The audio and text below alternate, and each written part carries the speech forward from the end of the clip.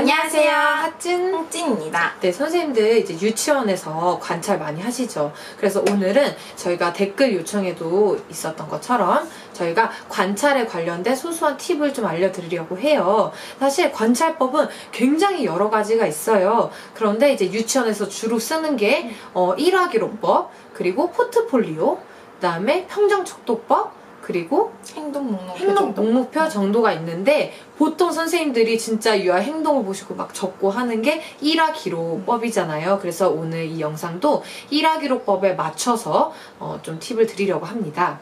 먼저 이제 일화기록하면 말 그대로 일화를 하나를 보고서 쭉 객관적으로 이제 서술을 해주는 거예요. 근데 아무래도 유치원에 있다 보면은 한 자리에 앉아서 계속 한 유아를 쭉 관찰하기란 좀 어려운 일일 수 있어요. 그래서 선생님들한테 추천해드리고 싶은 방법이 이제 카메라를 설치를 해두고 유아들이 가고 나서 그 녹화된 장면을 보면서 관찰을 하는 거예요. 그렇게 되면 아무래도 유아도 의식할 대상이 없기 때문에 조금 더 자연스러운 놀이 상황을 관찰할 수도 있고, 선생님도 여유 있게 그 관찰 장면을 서술할 수 있게 되는 거죠. 네. 근데 나는 실시간으로 그걸 꼭 보고 싶다. 근데 줄글로 적어내기란 어려우니까 그럴 때는 이제 키워드 중심으로 적어주는 거예요, 관찰 상황을. 네, 그래서 이제 하나 예를 들어주면은 예를 들면 뭐 쌓기 영역에서 홍진이와 하진이가 공주성을 쌓고 있는데 홍진이 그거를 무너뜨려가지고 하진이가 이제 울면서 막 소리 지르는 광경을 교사가 봤다. 그걸 다 적을 순 없으니까 이제 수첩에다가 그러면은 자율선택 시간 하고 홍진, 하진 한 다음에 적는 거예요. 홍진 공주성을 무너뜨림, 성 무너뜨림 이렇게 하고 하진 울음, 이런 식으로 해서 키워드 중심으로만 적어두고 나중에 그걸 줄글로 바꿔주는 거예요. 근데 이제 이렇게 되는 경우엔 단점은 선생님들이 이제 좀 초보이신 경우에는 선생님들이 뭔가 쓰면서 추가하면서 그쵸, 기억력을 믿을 수가 없으니까 저희가 여기에 객관성을 해칠 수 있다는 거죠. 그래서 가장 추천드리고 싶은 방법은 아무래도 녹화라는 방법이에요. 그래서 선생님들이 녹화를 해서 하는 방법을 좀 활용하셨으면 좋겠다, 이런 생각을 했습니다. 네. 근데 이제 정석적으로 관찰을 할 때는 이제 계획을 세우는 게 좋아요. 그래서 누구를 관찰할 건지, 그리고 어떤 점을 관찰할 건지, 예를 들면 뭐 사회관계에 뭐 사회 기술적인 부분을 보겠다, 이렇게 딱 정해두는 거예요. 그리고 어떤 방법을 쓸 건지, 관찰 방법도 여러 가지가 있잖아요, 아까 말했던 것처럼. 그러면 뭐 예를 들어서 일화 기록으로 보겠다. 그럼 기록 방법은 녹화를 하겠다. 그럼 어디서 보겠다? 쌓기 영역에서 보겠다. 그럼 얼마나? 뭐 20분을 보겠다, 30분을 보겠다. 그러면 이거는 어떻게 활용하는 관찰인가? 이 관찰 기록물을 어떻게 활용할 것인가? 이런 것까지 딱 정해두고 보면 선생님들이 나중에 이제 좀 관찰을 제대로 그 초점을 맞춰서 할 수 있는 거죠. 그렇지만 현장에서는 사실 이 계획대로 이루어지는 게 정말 쉽지가 않아요. 그래서 내가 오늘은 친사회적 행동을 볼 거야. 친사회적 행동이 쌓기 영역에서만 이루어지는 것도 아니고 관찰을 할 때는 현실적으로는 정말 닥치는 대로 그걸 쓰게 되잖아요. 그래야 저희가 캐치를 할 수 있으니까. 그래서 저희가 사실 그 방향을 좀 잡아 드리려고 각 영역별로 관찰될 수 있는 장면을 좀 정리를 해봤어요. 그래서 먼저 저희가 좀 추천을 드릴 것은, 짜잔, 이게 바로 유치원 교육과정을 저희 누리과정이라고 하죠. 그러면 여기에는 선생님들이 아시다시피 5가지의 영역이 있어요. 그래서 신체운동 건강, 그리고 의사소통, 사회관계, 예술경험, 자연탐구, 그리고 여기에 해당하는 연령별 내용들이 여기 다 있어요. 여기 있는 모든 행동을 내가 관찰할 수 있는 행동이다 라고 생각하시고 보면 되는데, 이것도 되게 좀 선생님들께서 방향을 좀 잡기가 어려우시다 하시는 분들을 위해서 저희가 놀이 영역별로 좀 자주 관찰되는 행동들을 저희가 좀 정리를 해보았습니다. 그래서 한번 살펴볼게요. 첫 번째는 언어 영역이에요. 언어 영역에서는 쓰기 발달, 아이들이 친구 이름을 쓰거나 할 때 끄적이는지 아니면 자음과 모음의 배열이 잘 이루어지는지 그 쓰기 발달 볼 수 있고요. 동화책을 그림만 보고 자기가 상상해서 막 말하는 건지, 글자를 하나하나 읽는지, 그런 것도 다 읽기로 다 볼 수 있고요. 그리고 또 가끔 이제 손인형이나 아이들 친구와 같이 대화를 하는 걸 보면서 이제 말하기 기술도 볼 수가 있어요. 그래서 주로 이렇게 언어역에서 관찰되는 것들이에요. 네. 그 다음에 이제 수가학 영역을 보면은 수가학 영역에서는 뭐 일단 수세기, 아이들이 수를 얼마나 셀 수 있는가, 그리고 규칙을 만드는 거, 규칙성 패턴이죠. 패턴 만들기, 배열하는 거. 그 다음에 자연물에 얼마나 관심을 두고 관찰을 하는가, 혹은 뭐 대소를 비교할 수 있는가, 크고 작음을 비교할 수 있는가, 이런 것들을 하나하나 놀이 상황에서 볼 수가 있는 거죠. 네. 세 번째 미술 영역에서는요, 표현 방식을 통해서 이제 아이가 얼마나 인지적으로 그 대상을 인식하고 있는지도 보실 수 있는데요. 너도 알고 나도 아는 형태로 그리는 아이가 있는 반면에 정말 지만 알아볼 수 있게 끄적이는 애들이 있어요. 그래서 그런 표현 방식이라던가, 또 두 번째는 이제 재료를 얼마나 다양하게 탐색하고 활용할 수 있는지, 그리고 세 번째는 소근육 발달도 볼 수 있어요. 종이접기라던가 가위질하는 거에 다 유아들이 그 소근육이 얼마나 발달되는지 볼 수 있고요. 그리고 네 번째로는 간혹 이제 미술 영역에서 게시해둔 작품들이 있죠. 그래서 친구의 작품 또는 명화에 얼마나 관심을 두고 이제 감상을 할 수 있는지 감상 능력도 보실 수 있습니다. 네. 그 다음으로는 이제 수 조작, 수 과학으로 묶는 것도 있지만 수 조작으로 묶는 것도 있죠. 그래서 조작 영역 같은 경우에 퍼즐이 있기 때문에 퍼즐에서 부분과 전체를 맞출 수 있는가, 연결 지을 수 있는가, 그걸 이해하는가도 볼 수 있고, 소근육을 잘 활용할 수 있는가, 소근육이 어느 정도 발달이 되었는가, 그리고 모양을 알고 비교할 수 있는가, 이거는 세모인지 아니면 이거를 뭐 삼각형이라고 부르는지, 그런 것들도 하나하나 비교해 볼 수가 있는 거예요.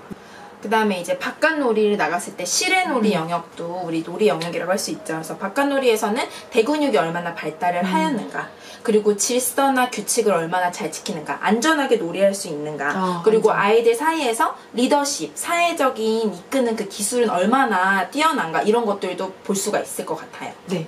그 마지막으로 이제 쌓기란 역할이 있는데요. 쌓기 역할이 어떻게 보면 가장 사회적인 기술을 많이 볼 수 있는 장이죠. 그래서 거기 가면은 보통 협동놀이가 이루어지기 때문에 높은 연령이면 주로는 그렇죠. 협동놀이를 그래도 많이 하죠, 아이들이. 네, 그래서 이제 뭐 역할 분배를 시킨다던가 거기서 또 리더십을 가장 많이 볼 수도 있고요. 쌓기 영역 같은 경우에는 그 쌓기로 구성물을 쌓아가면서 공간지각 능력, 그런 것도 보실 수 있어요.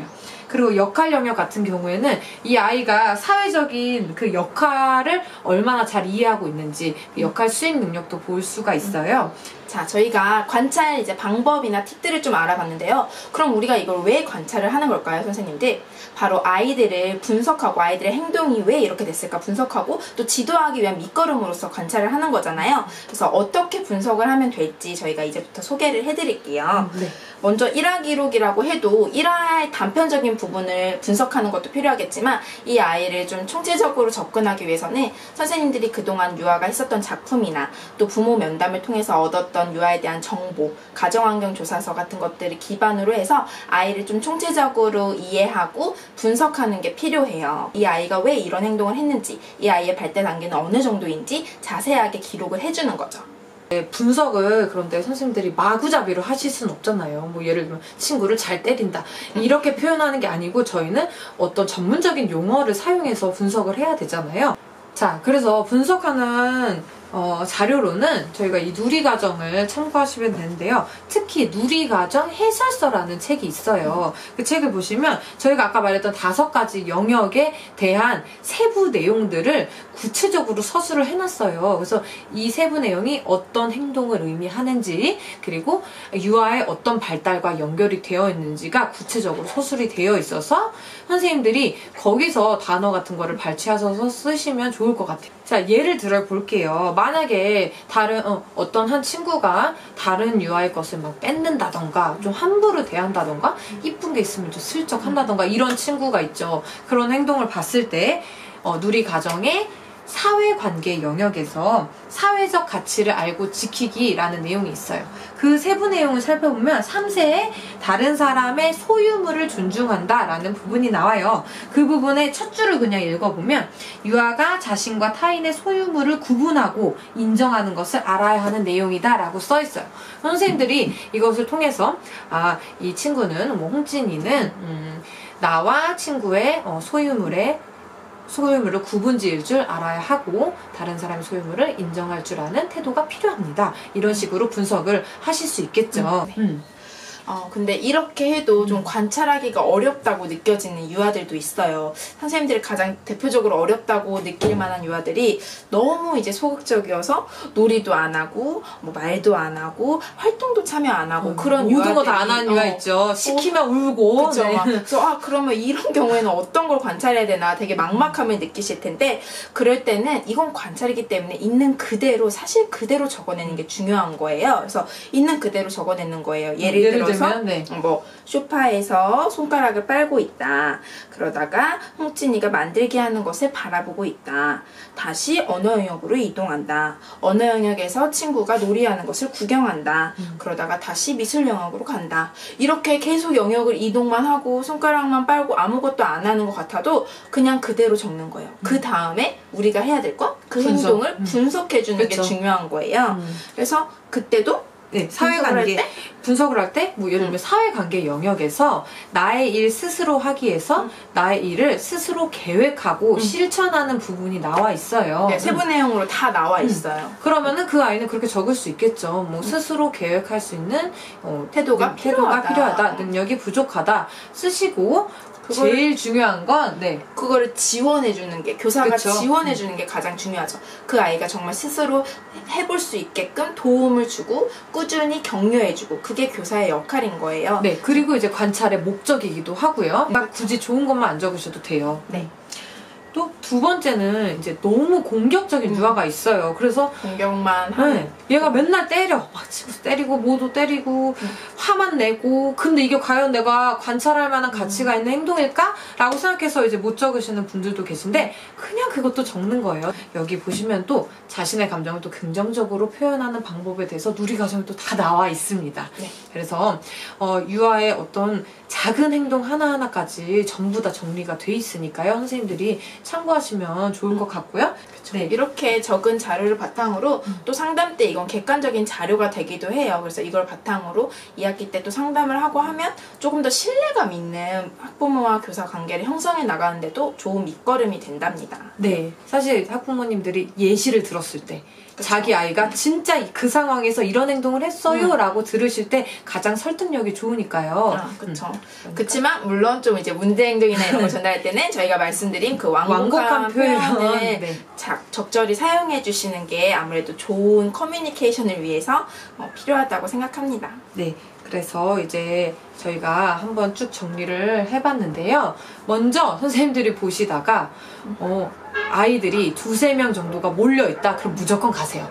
그러면은 어쨌든 자기들끼리 뭔가를 지금 하고 있다는 뜻이니까 그래서 그런 거 적으시고 혼자 뭔가를 몰두하는 유아도 언제든지 관찰 가능하고 놀이뿐만 아니고 뭐 밥 먹는 거 일상생활에서도 네, 맞아요. 등하원이나 유치원의 모든 일과 안에서 관찰할 거리는 사실 되게 많아요. 대집단에서도 관찰할 거리가 생길 수도 있는 맞아요. 거고 그런 것들을 또 총체적으로 해서 선생님들이 아이를 바라보는 게 중요하니까 조금 이제 처음엔 어렵지만 시야가 넓어지다 보면은 매 순간마다 아이를 관찰할 수 있는 그런 눈이 길러질 거라고 믿습니다. 네, 그럼 다음에도 저희가 선생님들을 위한 더 좋은 영상을 들고 오겠습니다. 댓글로 남겨주시면 저희가 또 언제든 연구해서 영상을 찍어보겠습니다. 네, 감사합니다.